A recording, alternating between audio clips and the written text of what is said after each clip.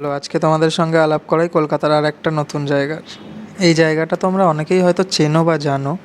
আমি আজকে আরেকবার তোমাদের সঙ্গে পরিচয় করিয়ে দিচ্ছি। এটা হচ্ছে খান্নার হাট। খান্নার হাটের মেন নাম হচ্ছে হরিষা হাট। এটা শুরু হয়েছিল 1960-এর দশকে। তখন আশেপাশের যত কারিগররা ছিলেন, বেসিক্যালি বনগাঁ, বসিরহাট, হাসনাবাদ বা শান্তিপুর, রানাঘাট, এইসব জায়গা থেকে সবাই তাদের নিজেদের হাতের তৈরি জামা কাপড়, শাড়ি, এইগুলো সমস্ত কিছু নিয়ে আসতেন কলকাতায় বিক্রি করার জন্য। তো তখন থেকেই শুরু হয়েছিল এই হারিসার হাট বা খান্নার মার্কেট, যেটা চলে সারা রাত জুড়ে। ওনারা শেষের দিককার ট্রেন ধরে আসেন আর সারা রাত জুড়ে বিক্রি করার পরে ভোরবেলার দিকে বাড়ি চলে যান।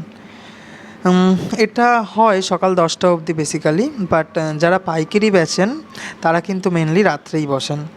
তো তোমরা যারা যারা জানো না তাদের জন্য বলে রাখি, এটা বেসিক্যালি তোমাকে উল্টোডাঙা বা বিধাননগর স্টেশনে নামতে হবে, শিয়ালদার একটা স্টেশন আগে। যারা আসছ বনগাঁর দিক থেকে বা বসিরহাট বা রানাঘাটের দিক থেকে, তারা শিয়ালদার আগের স্টেশনে নামবে। যারা সাউথের দিক থেকে আসছো তারা শিয়ালদার পরের স্টেশনে নামবে। তো নেমে জাস্ট একটা অটো ধরবে, অটো ধরে খান্না পৌঁছে যেতে পারবে। এটা তোমার স্টার্ট হয় মোটামুটি রাত 11টা, সাড়ে 11টা থেকে, চলে পরের দিন সকাল 10টা অবধি। কিন্তু হ্যাঁ, পাইকারি যদি তোমরা কিনতে চাও বা কম দামে কিনতে চাও তাহলে তোমরা রাতেই আসার চেষ্টা করো। রাতে আসলে এই যে গেঞ্জিগুলো দেখছো, এইগুলো জাস্ট 21 রুপিস করে। যেটা এর আগে হোয়াইটটা দেখালাম ওটা জাস্ট 20 রুপিস করে। এতটাই কম দামে পাবে। হ্যাঁ, কিন্তু ওনাদের ব্যাপার যে তোমাকে কিনতে হবে বাল্কে, মানে 6টা বা 12টা, এইভাবে কিনতে হবে। 6টার কমে কিন্তু ওনারা বিক্রি করেন না।